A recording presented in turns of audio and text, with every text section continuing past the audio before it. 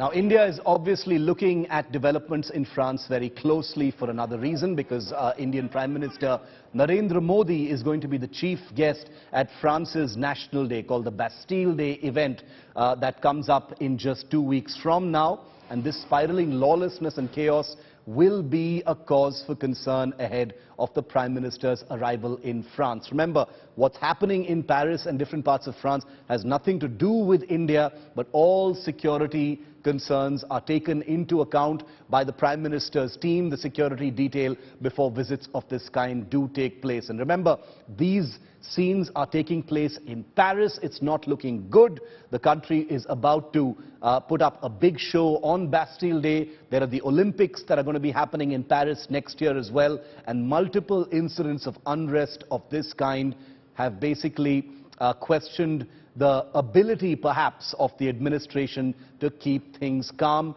and stop the continuing flare-ups that are taking place in that country. I want to bring in India Today's Gaurav Sawant for more on this. Gaurav, the Bastille Day celebration which the Prime Minister will be attending is still a while off. There is no direct connection to what's happening here.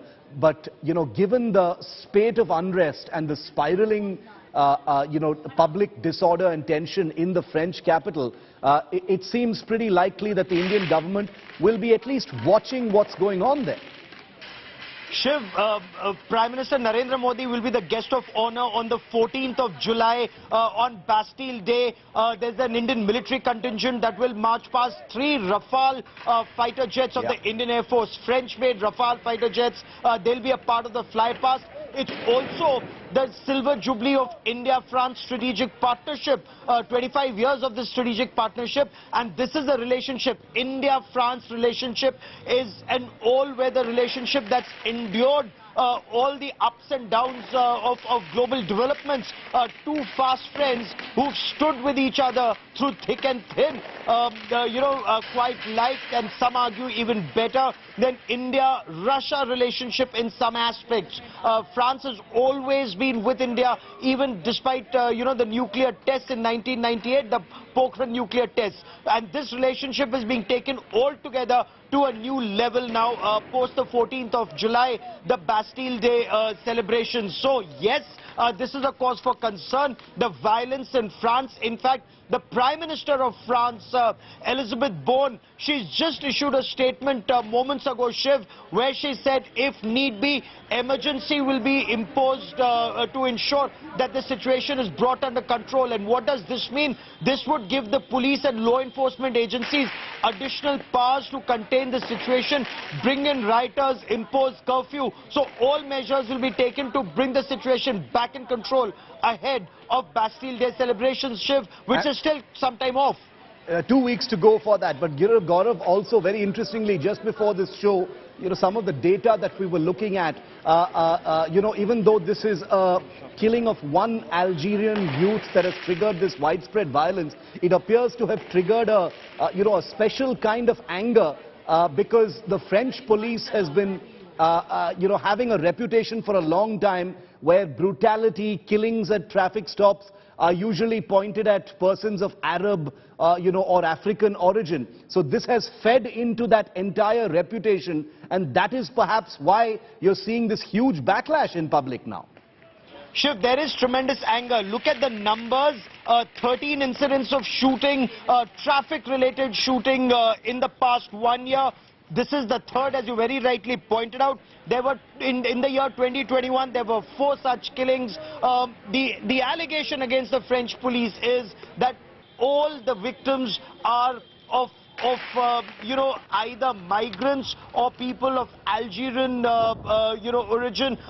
There are people of North African origin. There are illegal immigrants who are now in France in large numbers.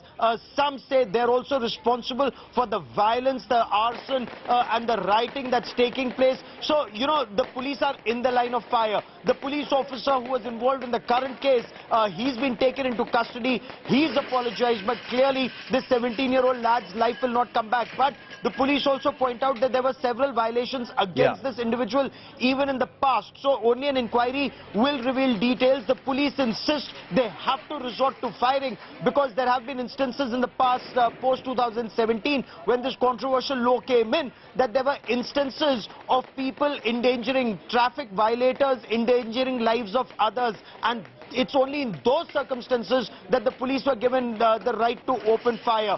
In this case, well, even the president, the French president, has said it's inexcusable, cannot defend the police officer, the manner in which he opened fire. There are questions being raised about police training also here, Shiv.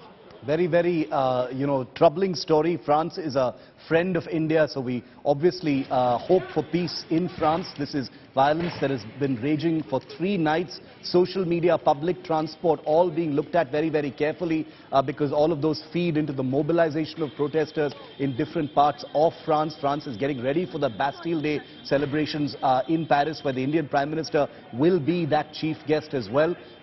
We'll keep a very close watch on what's happening. Tonight could be an even worse night because word has spread. At least 6-7 French cities are already seeing parts of them, experience this kind of arson and rioting. Could it spread to even more places? Remember, this is something that could go beyond France's borders as well. We'll keep our viewers posted. We have a reporter on the ground and we'll get more on that very, very shortly.